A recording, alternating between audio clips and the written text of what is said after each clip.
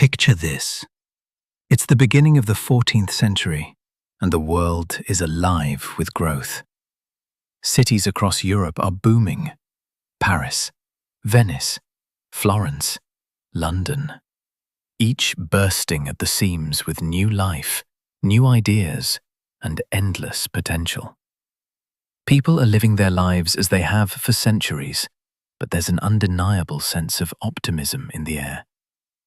The medieval world feels steady, even as it prepares for new challenges, for a growing population, and for a future of possibilities. But the world is about to change. Without warning, the horizon darkens, and the calm is shattered by a force that will bring entire civilizations to their knees. The year is 1347, and what we know as the Black Death is on the move. In the course of a few short years, half of Europe's population will be wiped out. Cities will crumble, cultures will collapse, and a deep, terrifying silence will sweep across the land.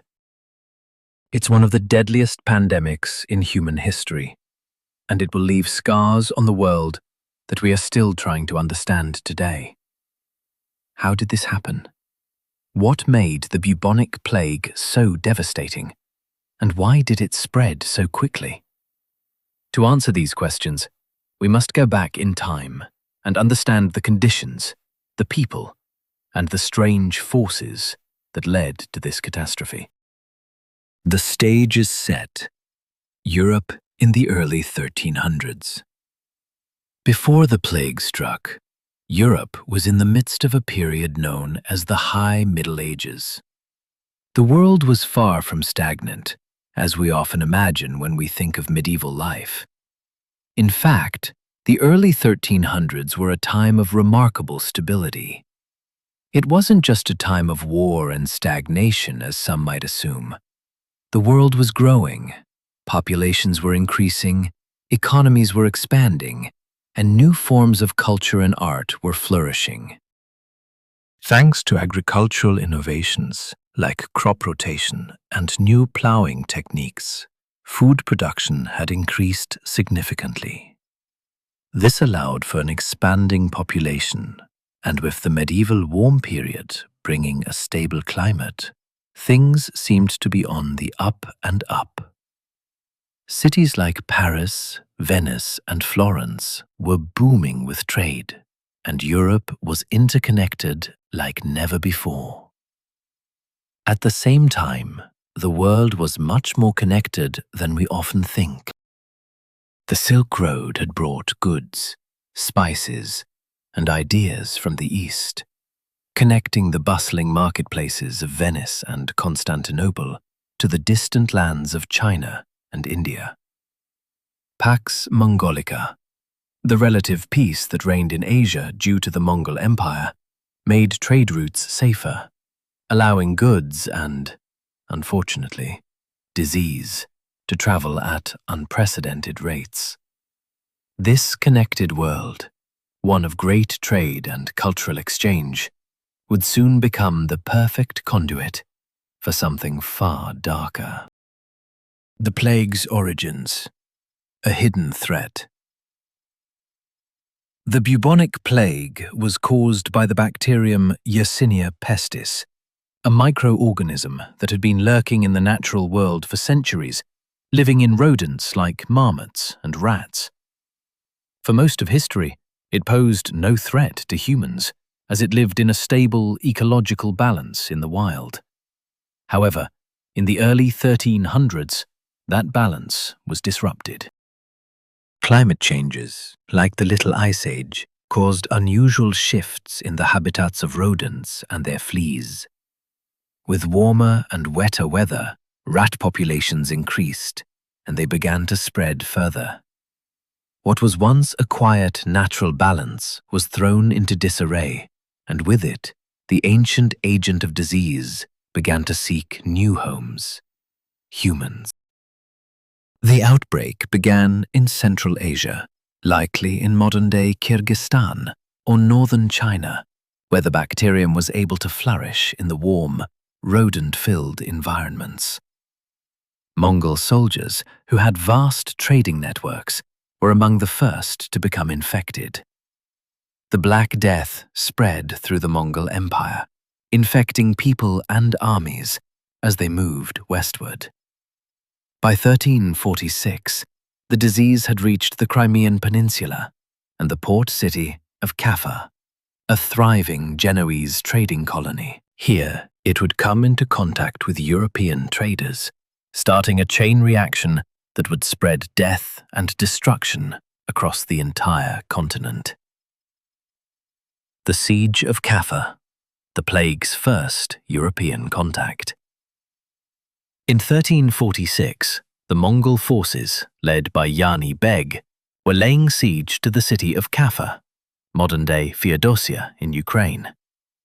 The city was a wealthy, bustling hub for European traders, and its fortifications had been strong enough to keep out the Mongols. However, disaster struck from within. As the siege dragged on, the Mongols began to fall ill, their armies suffering devastating losses. A new enemy was attacking them: the plague. What had started as a few isolated cases became an unstoppable wave of death.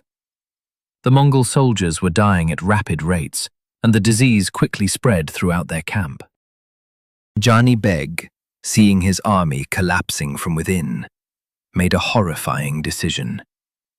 He ordered the bodies of the dead to be catapulted over the city walls, hoping to infect the citizens of Kaffa. What followed was a tragic twist of fate. The disease spread to Kaffa, and soon, the European traders within the city contracted the plague. As the city's inhabitants began to succumb to the illness, the Genoese traders realized that their city was doomed. In a desperate bid to survive, they fled Kaffa, taking the disease with them on their ships. The spread of the Black Death across Europe.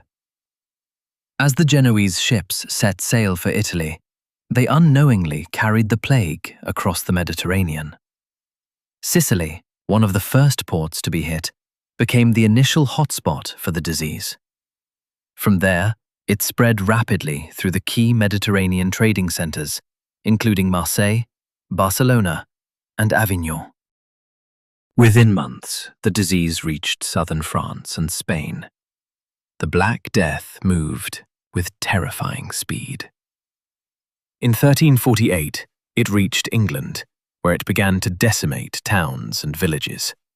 London, Bristol, and York all became centers of suffering and death. By 1349, the plague had swept through Scotland, Ireland, and Germany, ravaging the countryside and the cities alike. Whole villages were wiped out, the rural economy collapsed, and famine followed in its wake. The symptoms and horror of the plague. The symptoms of the bubonic plague were both horrific and distinct. It began with fever and chills, followed by the appearance of painful, swollen lymph nodes, called buboes, that would turn black, giving the disease its name. The infected would experience violent pain, vomiting, and delirium as the bacteria spread through their bloodstream. Within days, many would die from septicemia or pneumonia, and those who survived often did so with permanent damage. The plague spread quickly. Sometimes people would go from feeling perfectly healthy to dying within just 3 days.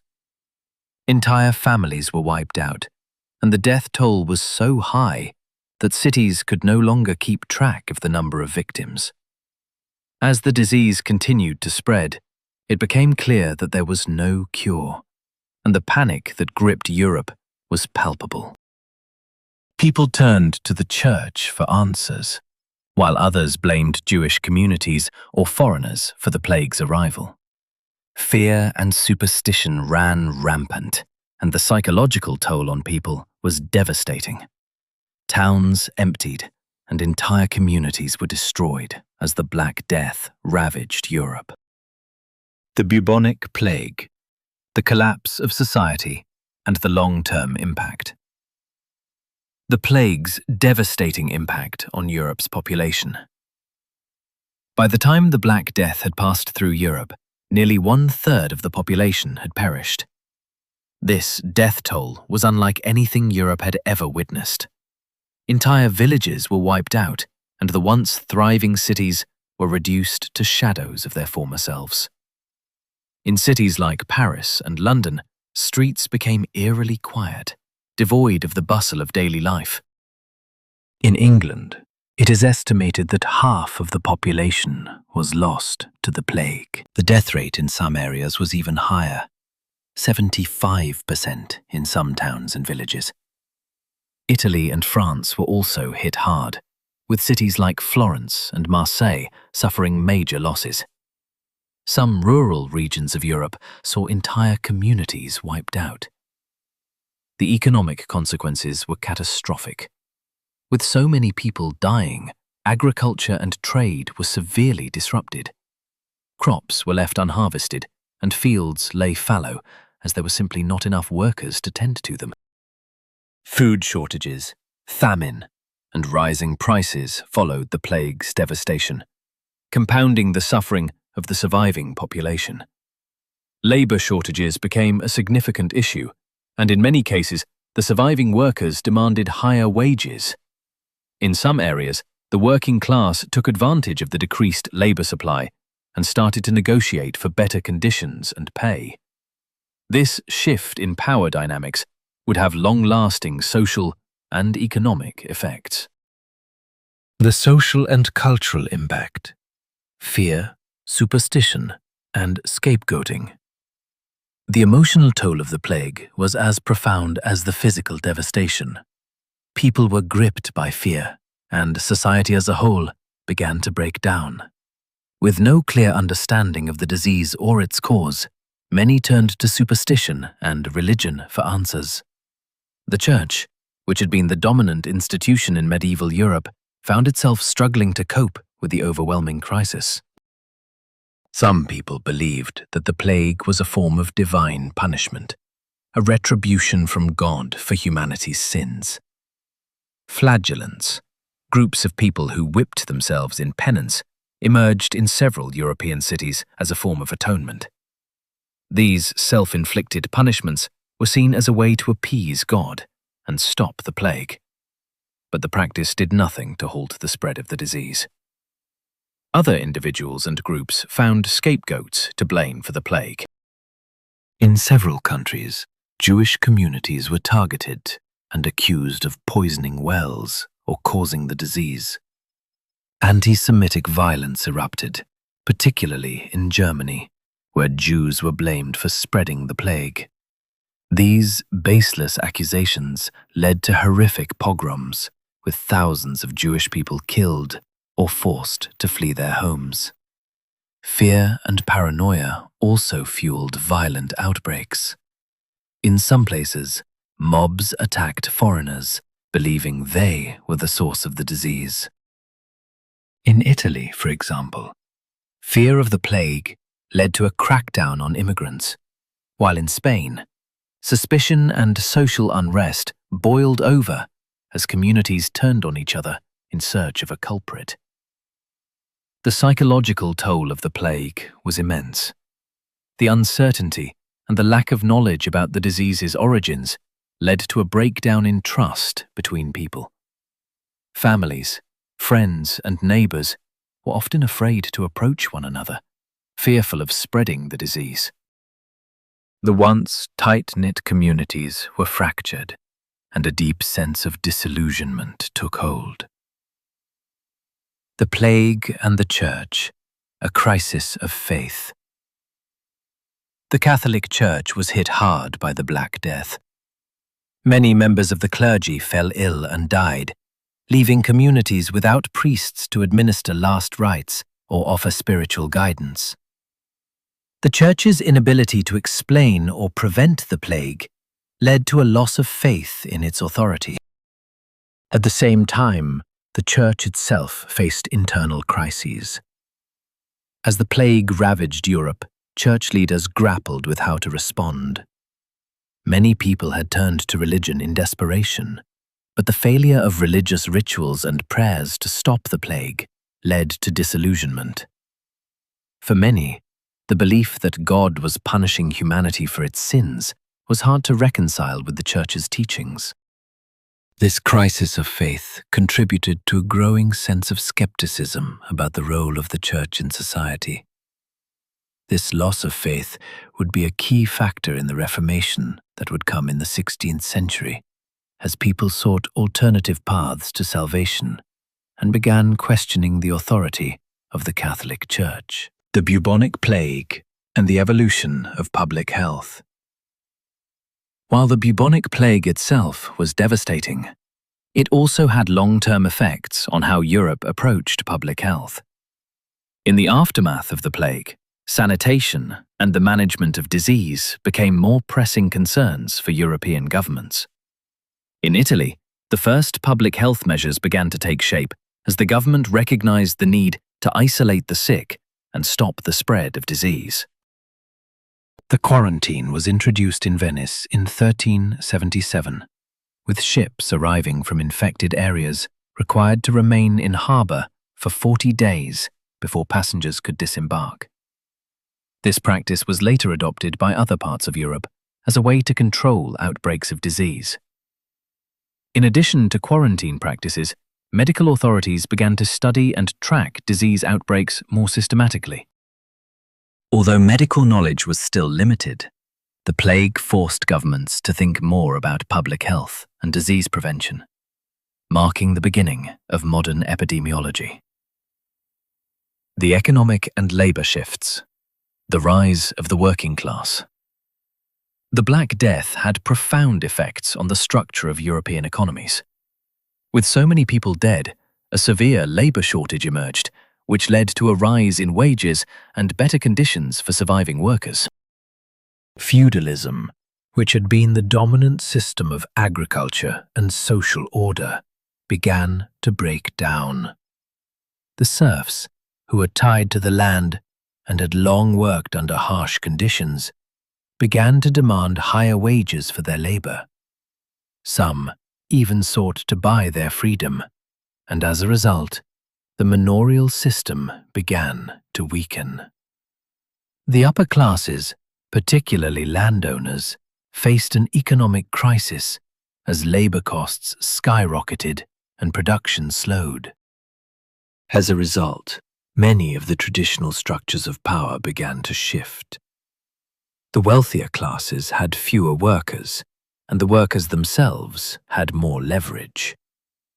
This shift contributed to the eventual rise of a more capitalistic economy, where wages were based on market forces rather than the traditional feudal system.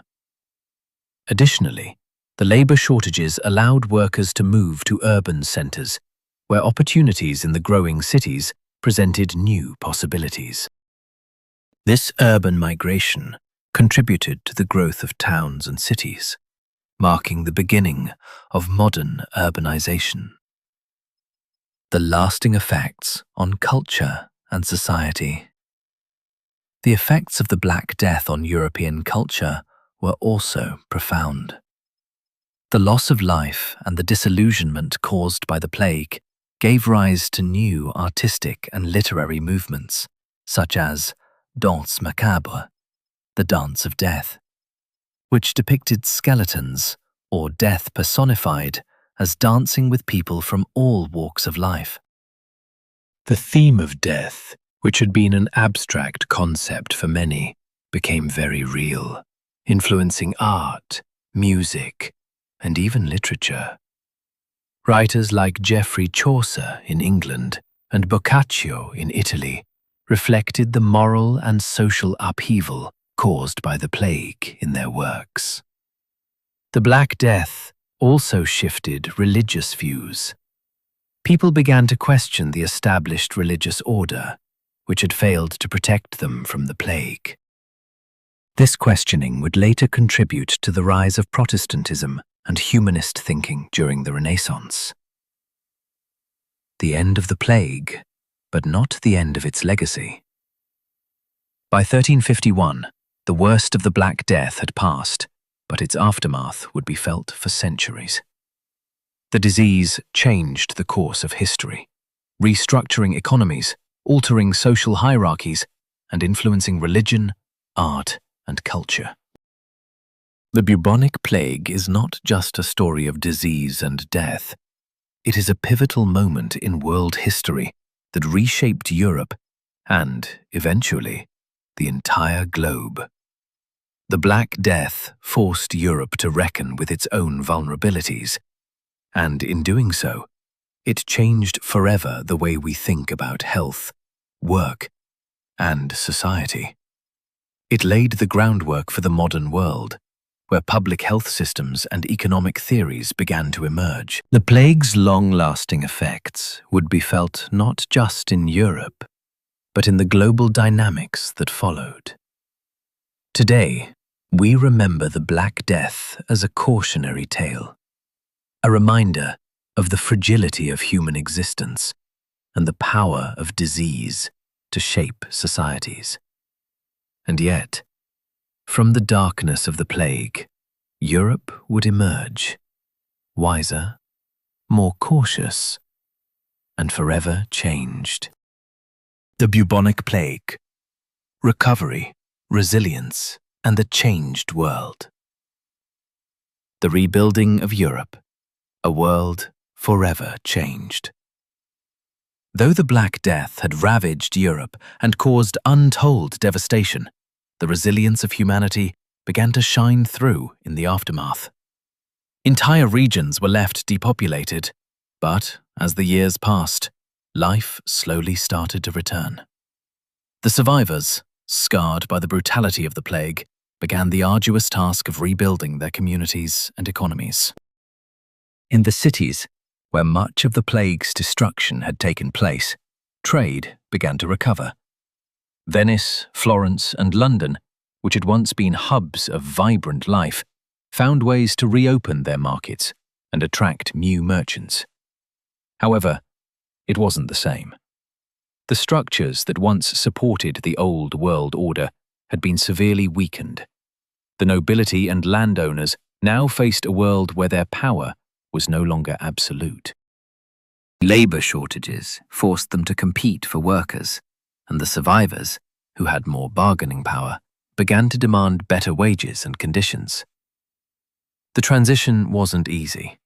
The plague's survivors brought with them new ways of thinking, influenced by the trauma they had experienced. The old medieval systems of social hierarchy were no longer seen as immutable, and the feudal system started to unravel. The rise of the bourgeois class, those involved in trade, business, and finance, became increasingly visible as they capitalized on the opportunities that the plague's aftermath had created. It's important to recognize that while these cities started to recover, the rural areas took much longer to rebuild. In some regions, agriculture was slow to recover, and the land had suffered as a result of neglect. But eventually, land reforms began to take hold, and the survivors of the plague used their newfound freedom to build stronger, more resilient systems that would lay the foundation for future prosperity. The rise of the Renaissance, from darkness to light. The Black Death, despite the massive death toll, was not the end of Europe. It was a rebirth. With the loss of so many, Europe experienced a cultural renaissance, an era marked by the flourishing of art, science, and philosophy that would come to define the Renaissance. In Italy, where the plague had decimated the population but left fertile ground for creative minds to grow, thinkers began to explore ideas that challenged the traditional structures of medieval life. The resulting intellectual movement would produce some of the greatest works of human history, from the paintings of Leonardo da Vinci and Michelangelo to the writings of Dante and Boccaccio, who had chronicled the plague itself. The Renaissance thinkers, influenced by the tragedy and suffering, pushed forward with new ideas that changed the way people viewed the world and their place in it. The humanist movement, which emphasized the value of individual experience and knowledge, gained momentum after the plague. People began to look at the world with fresh eyes, questioning established dogmas and embracing the human capacity for reason and creativity. The Renaissance marked the beginning of a shift in European consciousness, away from medieval constraints and toward the possibilities of a modern, human-centered worldview. Long-term economic and political shifts. Economically, the Black Death accelerated changes that had already been brewing. The rise of capitalism was one of the most profound outcomes of the plague. With the disappearance of much of the old feudal system, which had tied peasants to the land and required them to work for their lord's benefit, survivors began to gain greater mobility and economic independence. The labor shortage forced wage rates to rise, and this gave workers more purchasing power and a higher standard of living. The old relationships between lords and vassals, based on feudal obligations, began to erode. Peasants who had once been bound to the land found new freedom to seek work in cities or move between regions. The growth of urban centers and marketplaces contributed to the rise of bourgeois merchants and the early stages of industrialization. Politically, the Black Death weakened the power of the church and the aristocracy. The church had been a central institution in Europe, but its inability to provide answers or comfort during the plague led to a growing disillusionment. This contributed to the weakening of its power, paving the way for the Reformation and the spread of Protestantism in the 16th century. The aristocracy, too, was forced to contend with the new economic realities and the growing influence of the emerging middle class. The impact on medicine. A new approach to public health. While medieval medicine was largely ineffective in dealing with the plague, the Black Death prompted a new focus on public health and medical science. The idea of quarantine, which was first implemented in Venice during the plague, laid the groundwork for modern public health measures. In the aftermath of the plague, cities began to establish health boards to manage disease outbreaks, and medical practitioners started to improve their understanding of how diseases spread. Increased interest in hygiene and sanitation marked the beginning of changes that would later lead to significant improvements in public health during the Renaissance and Enlightenment. The plague made it clear that diseases could spread rapidly, and as a result, governments and medical experts started to focus on controlling and preventing outbreaks in the future. The scientific revolution, which was still in its early stages, also took root in the wake of the plague. Figures like Girolamo Fracastoro and Andreas Vesalius began to make significant strides in understanding the transmission of disease and the human body. This paved the way for modern medicine, and the Black Death's tragic legacy helped fuel the growth of new scientific methods that would eventually revolutionize healthcare. The Black Death's influence on culture and art. The cultural impact of the Black Death cannot be overstated. The sheer devastation and loss of life led to a shift in artistic expression. Art, literature, and music became increasingly concerned with themes of mortality, suffering, and the transitory nature of life. The danse macabre, depictions of skeletons dancing with the living, became a popular artistic motif in the aftermath of the plague. Medieval art gave way to a more somber view of human existence, as artists explored death and its role in the human condition. The concept of the memento mori, reminders of mortality, became widespread in artistic works, from paintings to poetry. At the same time, the Renaissance, as previously mentioned, saw the emergence of humanistic values that celebrated life, creativity, and the potential for human growth and progress. This paradoxical blend of the fear of death and the desire to understand the possibilities of life would define the artistic movements of the 15th and 16th centuries. The Black Death's lasting legacy. The bubonic plague left an indelible mark on Europe. While it may seem like a chapter in history that ended with the plague itself, its effects are still felt today. The world that emerged from the plague was one of social, political, and economic change. Feudalism slowly gave way to capitalism. Cities began to rise as the new centers of power, and the church's influence began to wane. It led to new ideas, not only about disease and death, but also about human potential, governance, and social mobility. The aftermath of the plague was a time of transformation and rebirth. From the cultural explosion of the Renaissance to the rise of public health initiatives, the world had changed. The devastation of the plague acted as a catalyst for new ways of thinking, new forms of governance, and a deeper understanding of human mortality. It is a testament to human resilience that, despite the horror it brought, the plague helped spark the modern age. A new world after the Black Death. The Black Death was a catastrophe unlike any other in European history. But it also marked the beginning of a new chapter in human history. Europe, forever changed by the plague, emerged from its wake as a place of new ideas, economic restructuring, and social change. It was an era of profound grief and loss, but also one of remarkable human endurance and creativity. While we cannot forget the horrors of the past, we must also recognize the ways in which humanity's response to catastrophe spurred progress. The bubonic plague was not just a story of death. It was also a story of survival, innovation, and, ultimately, the birth of the modern world.